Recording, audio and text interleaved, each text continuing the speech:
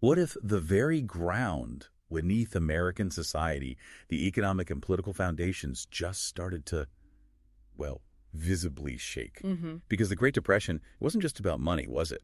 It really forced a hard look at the whole established order. Absolutely. And suddenly you had these powerful voices emerging not from the center, but maybe from the edges first. Right, and not whispering suggestions, but making these really bold demands for fundamental change. And millions listened. Millions felt the system just wasn't working for them anymore. So what was behind that? What made figures like Huey Long and Father Charles Coughlin so incredibly popular back then? That's the core question, isn't it? What can their rise tell us about these moments of, deep societal stress? Today, we're going to explore just that, the forces, the anxieties of the 1930s. We've looked at historical accounts, obviously. And we also found some interesting perspectives engaging with mindful moments. It's a YouTube channel. Oh, right, yeah. They use AI analysis to look at complex topics. It kind of pushes you to reflect and think critically, which is helpful when looking back at the past, Definitely. It helps frame things because it's striking how that seemingly solid structure of American industrial society, early 20th century, how much scrutiny it came under during the Depression. It wasn't just the hardship. It was questioning these huge impersonal institutions running things. Yeah, the kind of vague unhappiness of the 20s seemed to coalesce, didn't it, into a more direct challenge to the whole industrial state in the 30s. It feels like the air was thick with uncertainty then. By early 35, these dissident voices weren't on the fringes anymore. No, they were front and center, loud, demanding radical changes. And new organizations were popping up, actually threatening the Democrats and Republicans. You really get a sense of that unease when you think about that meeting. March 35, Waldorf Astoria. Right. You've got Bernard Baruch, Owen Young, even Rexford Tugwell from Roosevelt's own team. Yeah. Meeting with General Hugh Johnson. And what are they talking about? Long and Coughlin, their growing power. It just shows how seriously the establishment was taking them. Okay, so let's get into Huey Long first. The Kingfish. Well, one thing about Long, even before he hit the national stage, he saw the inequality very clearly. He wrote about it. Yeah, in a letter to a New Orleans paper. Pointed out how a tiny percentage held most of the wealth and how unfair the opportunities were because of it. So that awareness was there early on. And it seemed connected to his own pretty significant ambition. You wanted to be somebody. Oh, definitely. From a young age. But it wasn't just ambition, it seems. There was also this connection, maybe compassion for the poor. And his background fed into that, Wynn Parish. Exactly. A more isolated part of Louisiana, not as wealthy. It shaped how he saw community, the struggles people faced. He kind of romanticized the way people helped each other there. Contrasting it with these bigger outside forces. Right. And his early political fights showed that, like fighting against a law that limited workers' compensation. Aligning with the small man right from the start. Pretty much. And even though he lost his first run for governor in 24, came in third. He still did surprisingly well. Yeah, it showed his message had legs. Then he wins in 28. And it's like this resurgence of economic protest, kind of like the old populist days in Louisiana. And he wasn't afraid to pick fights. The Standard Oil class. Oh, that was huge. He tried to tax them. It backfired, led to an impeachment attempt. And she beat. He did. Rallied public support, got the votes he needed in the legislature. Quite the operator. And even when he went to the U.S. Senate in 1930, he didn't let go of Louisiana, did he? Not at all. Kept a firm grip through his hand-picked successor, Oscar K. Allen. Their wins just cemented his popularity back home. So the Depression hits hard, and his focus starts shifting. More national. Right. And that's where the share our wealth idea comes in. Now, this source doesn't go deep into the plan's details, but... It became his main thing nationally. Absolutely. That was the banner. He was good at getting attention, too, even with seemingly small things, like what he wore to meet some German naval commander. Yeah, I remember reading about that. He knew how to make headlines. And his influence went beyond Louisiana. He helped Hattie Caraway win her Senate race in Arkansas, showed he could play on a bigger stage. It's interesting, though, his relationship with Roosevelt and the New Deal.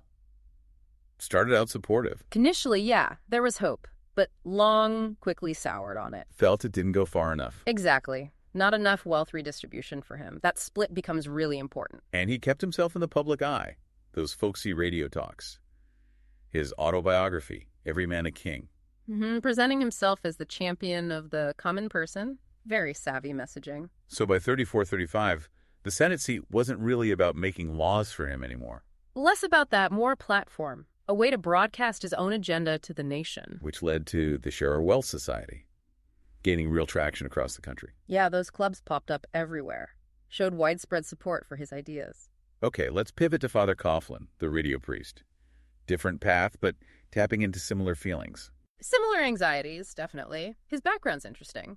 Influenced by reform ideas within the Catholic Church, social justice. You mentioned the Basilian Fathers and Rerum Novarum. Right. Rerum Novarum was a papal encyclical kind of laying out the church's role in social issues, workers' rights, that clearly shaped his thinking. And radio was his medium. He took off. Phenomenally. Started with religious stuff in Royal Oak, Michigan, but that voice, charismatic. He built a massive following, especially among Catholics moving into the area. And he knew how to use that popularity. Built an organization, raised money. Very effectively. Then, as the Depression got worse, his broadcasts shifted. More economic, more social commentary. Yeah, reflecting what everyone was worried about. He talked about predatory capitalism, but also warned against communism. Predatory capitalism. Yeah. What did he mean by that, generally?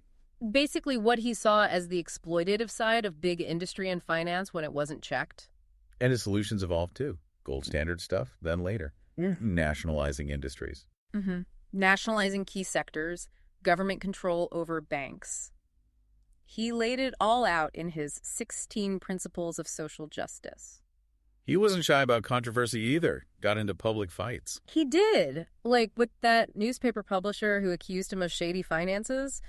But often the controversies just seemed to make him more famous. And his political clout was real. You saw it when he told listeners to flood Roosevelt with messages. Oh, the response was overwhelming. It showed he could mobilize people. Like Long, he started out kind of pro-New Deal. Sort of, yeah, initial support. But he grew critical too, and eventually there was an open break with Roosevelt.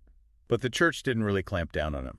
Not significantly, no. His bishop supported him, which provided a lot of cover. So then he forms the National Union for Social Justice in 1934. Right. Trying to organize his listeners into a political force based on his principles. And he briefly connected with the labor group, the AIWA. Yeah, the Automotive Industrial Workers Association. He tried to link up with labor. We saw this mentioned in some analyses, like on mindful moments, and we've touched on some more things in our other discussions. That support seemed a bit manufactured. It did seem somewhat artificial, yeah. And the National Union itself, despite the initial buzz, struggled. Hard to keep control centrally, hard to keep local groups really committed. So, looking at both Long and Coughlin, what's the common thread? Well, definitely tapping into that deep resentment of big, impersonal institutions, a yearning for more control, individual and community control over their lives, their economy. Idealizing a more decentralized world, in a way. Yeah, both of them did that. And the image of the struggling local merchant crushed by modernization, that was a powerful symbol they both used a lot. But they weren't identical in their approach. No. Long had that real populist style, zeroing in on the super rich. Coughlin's analysis felt a bit more complex sometimes, talking about finance, international bankers. Still, despite all that popularity, neither movement really became the dominant force, did they? They didn't replace the Democrats or Republicans. No, they didn't fully coalesce into that kind of unified national power. Yeah. They stayed pretty diverse, decentralized, often focused on local stuff, too. And there were contradictions inside their own ideas, right? Like needing a strong government to achieve decentralization. Exactly. That tension was always there. So reflecting on Long and Coughlin, it really underscores how economic fear and that desire for community can drive things in a crisis. For sure. Their ability to rally millions speaks volumes about the power of their message at that moment. Even if the solutions they offered were, well, complex and maybe ultimately limited in their long-term impact. Right. It makes you think, doesn't it? How does deep economic inequality fuel these kinds of movements today?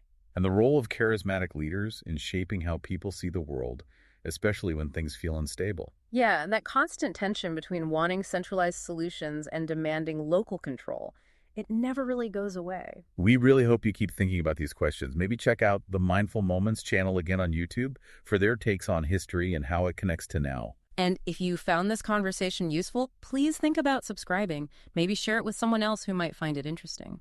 You can find links to resources and ways to support this work via the link in the description.